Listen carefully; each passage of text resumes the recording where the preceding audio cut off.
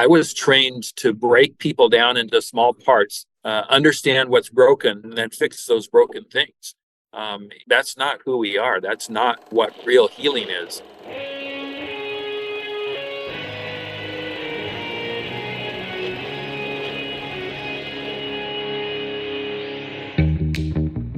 Welcome to Back to the Future podcast.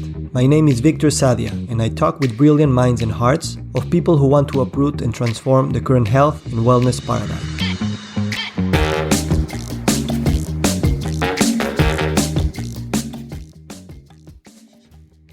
Dr. Wayne Dysinger is a medical doctor with a master's degree in public health. He was previously chair of the Preventive Medicine Department at Loma Linda University Medical Center and served as founder and chairman of the American Board of Lifestyle Medicine.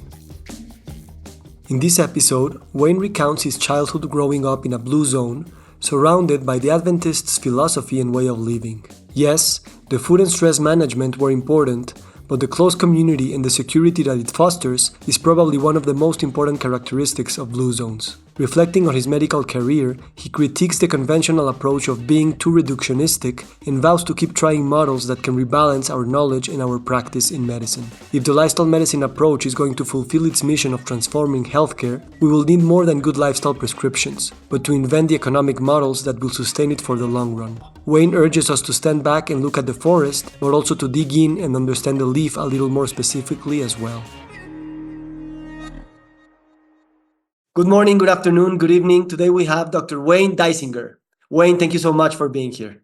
It's great to be here, Victor. Thank you so much for inviting me. So it's the first of vacation. This is Saturday morning. You are in the front porch overlooking the sea. And it reminded me one of the things that struck out of your bio that I read somewhere online, that you said you constantly work on your personal life values of imperfect balance, deep honesty, surrendered courage, and quiet joy. These are strong words, and juxtaposed, they're even stronger. Tell me about this philosophy. Yeah, thank you. I guess I could talk a long time about where I got to, how I got to this place that I'm in. But suffice it to say, I had a good childhood, a good upbringing. But like any person, I had challenges there. I had traumas and other things. And so what I found, and then as an adult, I've had additional challenges and other barriers, problems, pain that gets in the way of this world. And so when that happens, you have to find a path through. And to find a path through, my reality is I had to sort of let my roots grow deep. I had to really find what my spiritual foundation was, find what my connection to myself was, what my connection to others was, what my connection to whatever the bigger universe is, whatever we call that. And in doing so, I had to find times of reflection. I had to find times of quietness. And I tend to be a driven person. I tend to be someone that pushes himself hard for many good reasons, maybe for some bad reasons as well. But this sort of pulling back and focusing in on the quiet times was something that I needed. And it was something I had to work on. So in those reflective times, and what I did is I sort of created a system for myself. I pulled a little bit from here, a little bit from there, and it became my tune-up system, for all parts of my journey, really. For my spiritual journey, for my emotional journey, for my mental journey, for my physical journey, for my social journey. All of those things matter. And I've, for me in my life, I was someone who wanted to be conscious about them and created a system to be conscious about them. And so out of that evolved those words and sort of these values and this approach to life. And I think you read those words in maybe some biographical sketch or something like that. And so when you're doing a biographical sketch, it's you can make it look pretty. It's never that pretty. It's always tug of wars between this and that and the other. But it's nice to have sort of a place, a foundation you can come back to and reset and rebalance. Balance is really important to me, and it doesn't happen unless I work at it.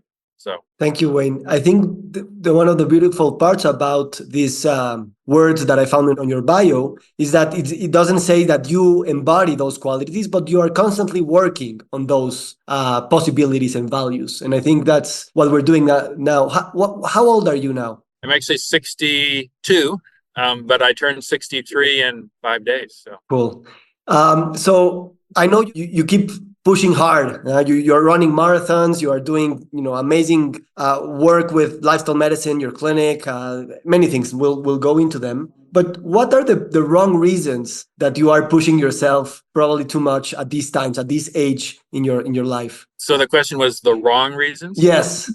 Yeah. So, um, well, I think sometimes it's easy to get our value from what we do, and that would be a wrong reason from my perspective. It's easy, at least for me, as my walk through life. It's easy for me to not feel good about myself unless I accomplish point A or point B or whatever. And so that would be, a variation of the first wrong reason, but yeah, another wrong reason. So for me, it's not about ego. Some people struggle with ego. For whatever reasons, I don't think there's a lot of that, but it's just, am I okay with myself in this world, really? And I need to be okay with myself no matter what's accomplished. And frequently I am, but sometimes not. You were born and raised in Loma Linda. I was. Yeah. So Loma Linda, has gotten quite famous because of this blue zone sticker that it has. And I'm very curious about what was it for you to grow up in Loma Linda and then go into the university, study there, teach there, and what it is and how it is to be born and raised in a blue zone. Yeah. So the first thing to point out, and maybe you know this, it's not a secret, but when Dan Buettner created this idea of Loma Linda as a blue zone, it was really a symbol, and it was a symbol for the Seventh Day Adventist religion and their approach to life. Because this idea, or it's not an idea, there's pretty good data that Adventists live 10 years longer than their counterparts. But that was a study done through Loma Linda University for Adventists in the state of California compared to non-Adventists in the state of California. So growing up in Loma Linda as itself has a strong Seventh-day Adventist focus, and that's why Dan Buettner, identified it. Plus, that's where the research was centered. But it was really not about Loma Linda. It was really about this Seventh-day Adventism. But I did actually grow up as a Seventh-day Adventist too. So I grew up in that environment that Dan Buettner highlighted. And again, I said I had a good childhood, and I did. And I happen to still be a Seventh-day Adventist. We all go through our journeys in life, and as I have looked at a variety of things from a spiritual perspective and a personal perspective and social and other things, I made the choice to stay within that sort of worldview as such. But it's, like any approach to faith or religion, there's good and there's bad. And I experienced both. I'm grateful for the good, the community that's there, this emphasis on health that's there, this emphasis on a rest day, some quiet time, and emphasis on connection with something bigger than ourselves, emphasis on service. There's a lot of beautiful things that I take from growing up with that religion, and that I think helped me to be healthier, that inspire me to go the right direction as far as life balance. But any religious construct has a downside to it too. There's certain, maybe you could say, legalism, certain inabilities to accept certain people for how they inherently are. Maybe some secrets that aren't healthy. So there's good and bad. But I still live in Loma Linda. I was born there. I was raised there. I left. I did a lot of other things, but then I came back, and I still live there. In fact, funny thing is, I live in a house that is about 2 houses down from the house that I grew up in. And I used to come to the house that I live in now and play with some childhood friends there. So there must be more good about it than bad, because that's what I've done in my life, and I'm very happy there. I would love to stay in that place until I die. So Lovely. Tell me about the community part. You said that nowadays and for your life, you haven't really struggled with the ego part. Like, I wonder if one of the big qualities of blue zones is they talk about this powerful sense of belonging to a community. Not in the sense that you are part of the community, but you are the community. You are like multiple selves. You are not only one individual. How was it for you when you were a child? Do you think that if so, if it remained for the decades that you've stayed in that area, now with big communications technology and also big aspirations for many of us to live where we were born and go explore the world and conquer the world even? Yeah, so thank you for asking that question. When you think of a blue zone, a lot of people will focus on nutrition, or they'll focus on physical activity or stress management. And in the California blue zone, it's this idea of taking of really honoring this idea of Sabbath. But the relationship piece is incredibly important. And the older I've gotten, the more I realize how significant that is for our health, not just our emotional health or our mental health or social health, but actually our physical health is dramatically affected by relationship. And if you look at, when they talk about blue zones, they talk about the Power Nine. The Power Nine are sort of the 9 things that Dan Buettner identified as what he thought were really the most important things. And you can make a case that 4 or even 5 of those are very relationship centric, which is fascinating. So for me, growing up, we had a relatively small network. I hung out with the same people, week in and week out, the same families. And it was, we would go to church together, but we would also play together. We would, this Sabbath idea, we would spend all Sabbath together, and it would be maybe something Friday night. It would be the classic church Saturday morning. It would be something Saturday afternoon, almost for sure, some walk, or, there would be some food, gather around for a potluck or some kind of food together. And so I was always surrounded by people that I knew and people that I felt cared about me and loved me. And that was the beautiful part of it. It was really, really, really, really good, and as far as how that's continued to evolve, that is still there to a large extent in a conservative Adventist community, so churches around the world really have components of that to them, and it remains a beautiful thing. I remain an admirer of that. I personally, my personal journey hasn't kept me engaged in that component of the Seventh-day Adventist Church. I get my community partly through the Seventh-day Adventist Church, but through a variety of other places as well. But I think the take-home message is really more community matters, and seeking community is important.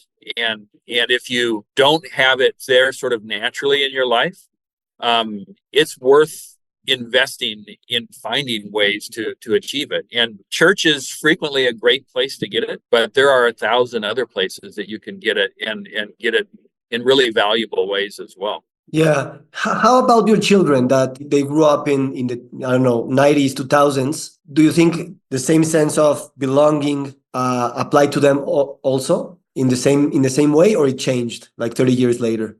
So, I can really only speak for myself. It's not fair for me to speak for anyone else. But I can say that anybody who grows up feeling part of a community is going to be blessed by that.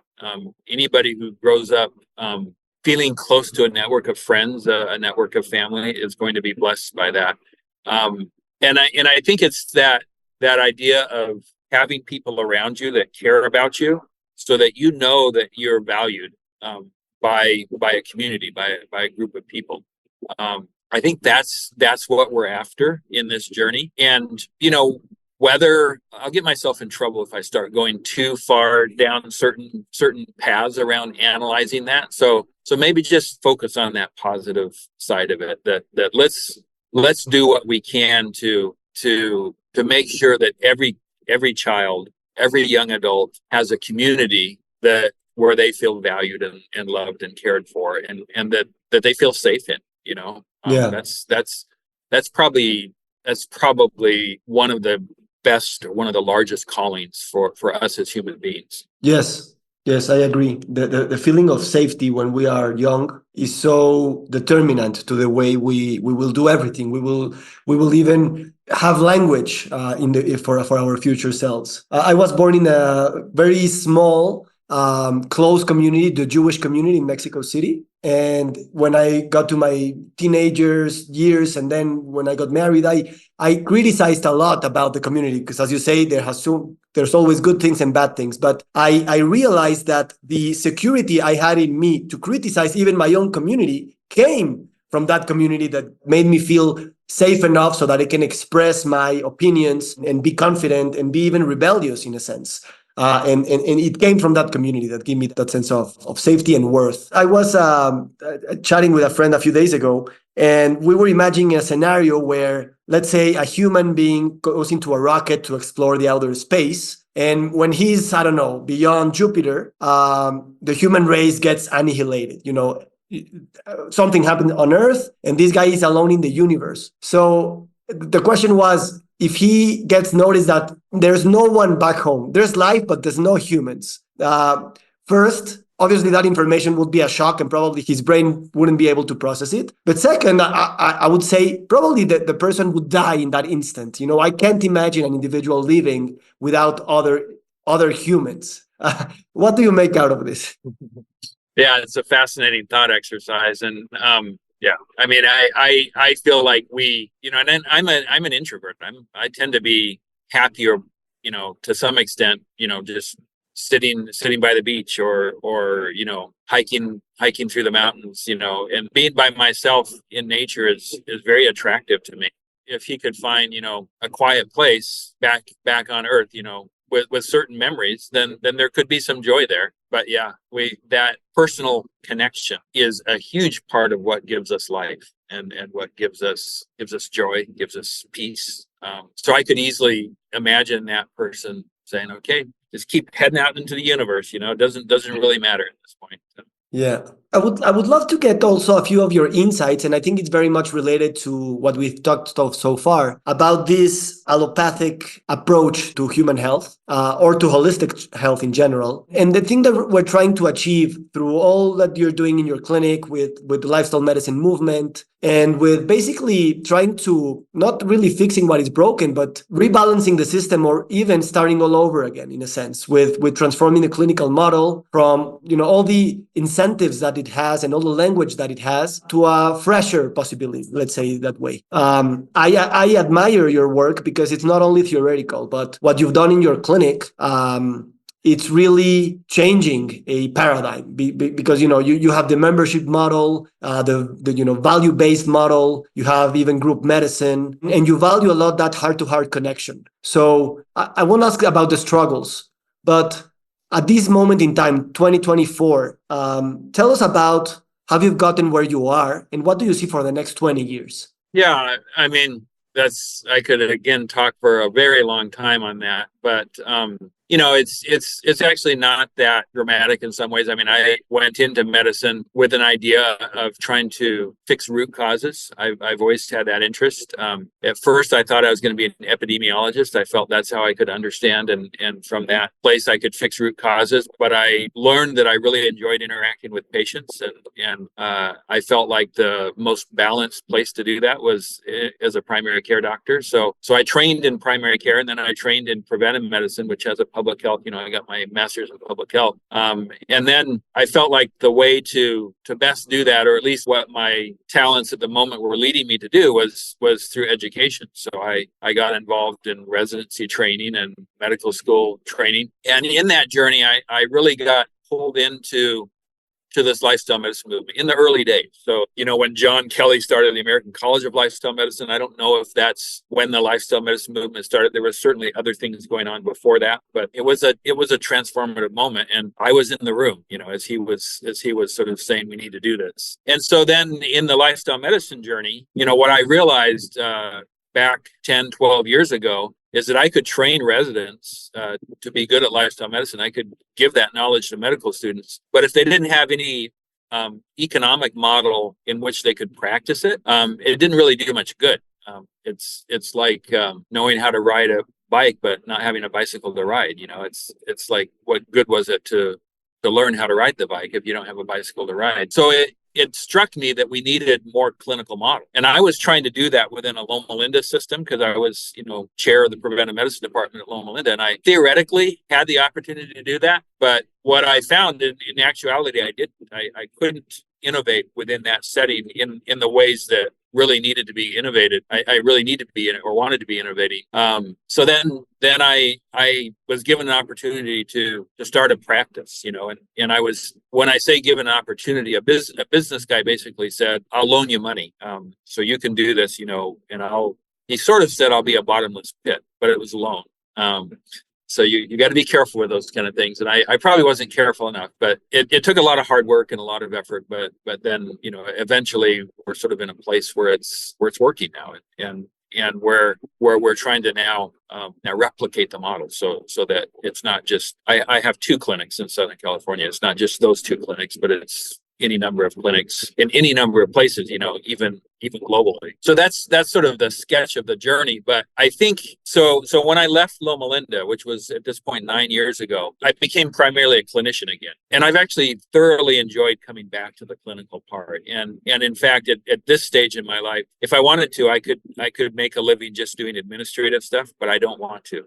I want to keep seeing patients. And in fact, I sort of put a hard line where I'm going to keep seeing patients half time. I don't want to do less than that. And in that patient care, what I've realized is that I can be good at doing nutrition prescriptions. I can be good at helping people through meditation. I can be good at facilitating groups. There's a lot of things I can be good at. But if I don't deeply know that person, and if I don't almost approach that interaction with that person from a purpose and meaning and sort of spiritual foundation, my chances of really helping that person start dropping, and it varies, right? That's one of the beautiful things. Everybody's an individual. Everybody has their strengths and weaknesses. And some people I can literally just say, eat less dairy, and it ends up being fairly transformational. And so 3 little words help them significantly on their path to life. But most of us are way more complicated. We say we want to do something and then we don't. And so to help my patients through that, I have to take that relationship piece seriously. I have to take that community piece seriously. I have to take, again, purpose and meaning seriously. I have to take childhood traumas and the idea of trauma-informed care seriously. I have to take all of that. But then, sort of going back to, because you started off the question with allopathic medicine, going back to that, I was not trained to do all of that. I was trained to break people down into small parts, understand what's broken and fix those broken things. And that's not who we are. That's not what real healing is. So I probably will pause there. But I have a whole other spiel that I want to go on around that gets a little more scientific and a little more business side. But I already talked a long time there. So thank you, Dane. Thank you, Wayne. And yeah, we can certainly go there. I think your insights are rooted in I don't know how many years, but you really have experience doing this. It's not only that you read a book about what you felt it, on a daily basis. Before we go into that, I think there's seemingly a paradox, because we want to make big changes in the healthcare system, the health approach, the health science, even in the word health, And the paradox here is that we think about scaling, but at the same time we know that healing comes from this heart-to-heart connection, and it's more personalized, and it's more time intensive, and it's much more a one-on-one thing instead of just big scales approaches. And there's seemingly a paradox there. Probably even our language, the business language that we tend to use in healthcare makes that paradox possible. In a sense that we probably need another way of naming things so that there's no contradiction between scale and a heart-to-heart, one-to-one connection. Because at the end of the day, we are more fractals, we're more mirrors, we're more multi-dimensions of the same thing rather than the big and the small, the scalable and the non-scalable. It's difficult to put words, obviously, to this, but how does this paradox feel in your body, and how we might go about it? And also, I must say, you're a medical doctor, but also you are a public health expert, which there are also 2 realms of the small and the big.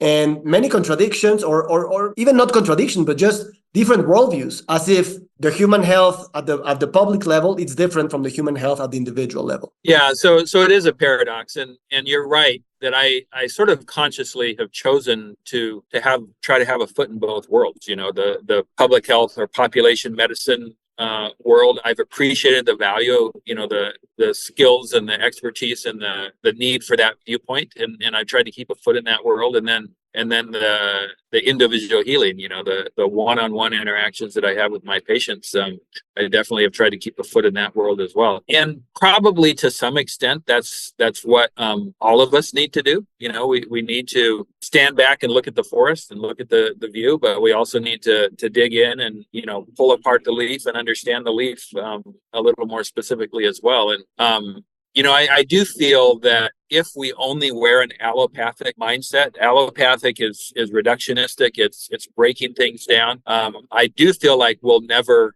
overcome the chronic disease epidemic. That we have to have a more holistic mindset to really get on top of that. But I also feel like this journey that we're on is not trying to get rid of the allopathic mindset, because it's brought us amazing medical advances, amazing scientific advances, amazing opportunities for health that we wouldn't have. People, so many millions or billions of people wouldn't even be alive now if it weren't for some of these amazing steps forward, and those steps forward will continue using that allopathic mindset. But I feel like we need a different foundation. The American College of Lifestyle Medicine says, lifestyle medicine, the foundation of true health care, and I believe that's true. And we haven't created that foundation with the allopathic mindset, but we can't throw out the allopathic mindset either. So it's challenging, but it's almost like the primary care physician, or doesn't have to be a physician. It can be whatever the healthcare training is, but the person that has that individual, entry into the healthcare system for a patient who's non-medical, that person can't be looking at it in this reductionistic, break the person apart mindset. It just doesn't work. Yeah, and I think what's beautiful about lifestyle medicine is that if you make the questions from the patient individual level or from the social, even planetary level, like the foundations for health in lifestyle medicine are there at both dimensions, and there's no, it's not surprising, because at the end of the day, our lifestyle is what we do, is who we are. It's 24/7, and I think that's something that the narrative of lifestyle medicine can also be even more like, I get it that it's housed in the house of medicine, but it goes much beyond that realm. It goes in its culture, its society, its economics, politics, geopolitics, even. And I think, how do you think about this? Like, the insight can come from the house of medicine, the science can come from the house of medicine, but it shouldn't feel as a prescription at the individual or at the social level, but rather just reimagining a new, or not a new, because you were born and raised in Loma Linda, but for many cities in the world, it's inconceivable that those lifestyles could be much more embedded in the culture rather than just thrown by politics or education, or as if a fix. So in that sense, let's put it this way. If you are brave enough to take this paradox of thinking of the individual and the societal planetary level and upgrade your cognitive system to be reductionistic, but also do this synthesis, do this large scale, trying to understand everything, in your model, in your clinic, with your team especially, how has this cognitive approach really changed not only what you do and how you do it, but also it doesn't feel that it's something extra, but rather a new worldview, a new understanding of who we must be? I don't know if the question makes sense. Yeah, well, you said as we started this that something along the lines of we're not trying to fix things, we're trying to just start new, create something new. And I agree with that. If you go back to historical healing, the person, in the villages a few hundred years ago, the healer was a person that was frequently a spiritual leader, was the shaman, or the priest was frequently very connected to the healing process. And we've sort of split off the healthcare industry and created all these quotes healthcare professionals, and tried to make it all very scientific, which again, that has a lot of benefits. So I'm reading a book right now. It's called The Innovator's Prescription. It's actually not a new book. It's actually about 15 years old. But it's my first time to come across it, and it's written by a business guy by the name of Clayton Christensen, and then two physicians, Jerome Grossman and Jason Huang. And the business guy, he sort of specializes in business change, how to help people rethink their business. And he's trying to apply his skill set to the healthcare industry. And I don't agree with everything that's said in this book, but a core thing that they're saying is when we think of healthcare, we should think of it not as this one monolithic thing. We should think of it as, so I broke my wrist, right? So there's a specific thing I'm after when I break my wrist, and that is, can I get my wrist to heal? Versus I have diabetes. What's the specific thing I'm after when I have diabetes? Well, you can say, the allopathic reductionistic approach would be to say, the specific thing I'm after is to lower my hemoglobin A1C. That's not actually what you're after with diabetes. You're after some kind of inner, deeper healing. But I go to the same healthcare system, whether I've broken my wrist or whether I'm trying to fix my diabetes. And they're sort of highlighting that doesn't work. We have different jobs that we're after as a human when our health is out of balance, and we should have different places we go to. If you're trying to buy something, you could go to like a Walmart or some store that has everything, but a lot of times you don't want that. You want to go to that boutique store that specializes in scarves. You get the best scarf there from that boutique store, and they're basically saying we need to think of healthcare that way a little bit more, and I like that, and it allows lifestyle medicine to come in and say, we specialize in these chronic sort of diffuse things where really the challenge is our bodies are out of balance, and our job as a lifestyle medicine practitioner is to bring the bodies back into balance and allow that natural healing to occur. So you're asking me these great questions that I get all worked up about, but this is why we're here, right? I mean, this is why the lifestyle medicine movement gets energized and moves forward. Beautiful. And I think that it's a very, very, very simple insight what you just gave us, which is, if you broke your wrist, you go to a place. If you have diabetes, you should probably go to another place. And it's very subtle, but it's so powerful. And I think that's a big opportunity there, because if we are thinking about starting all over again, in a sense, that makes it possible. We're not trying to change what is currently working, but we want to start all over from the things that are not working. And now the incentives to really take risks in that arena are really, we need to take those risks because the system is broken. It won't be sustainable if we continue these directions in many ways. And I think that's a lot to think about out of that insight. Yeah. So if you want to spend time, I do recommend the book, The Innovator's Prescription. It's again, I don't agree with everything in the book, but this resetting a little bit helps us to revision and not just be trying to fix this thing that's so broken, for chronic disease.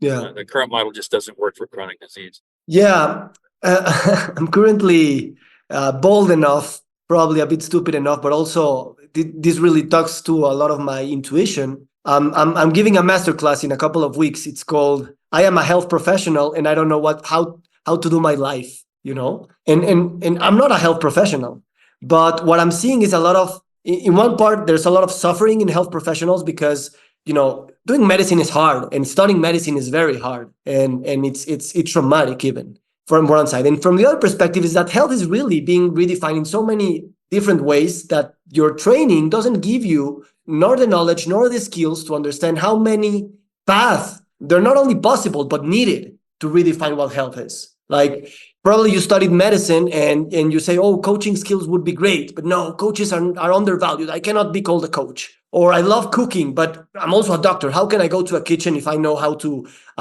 do a surgery, for example? But I think that the ecosystem can also show that they will be in the future, and we need those many definitions of what do we call a health professional and how this profession should expand in many in many ways, and legitimize it, not doing like, oh, you're holistic and a hippie and someone who's against the system, but rather a cool thing to do is to embody probably different identities. I see that you do it, you have done it for a lot of your life. How can we keep building this momentum for young health professionals to believe that inventing their own way of being a health professional is not only legitimate and fun, but also needed?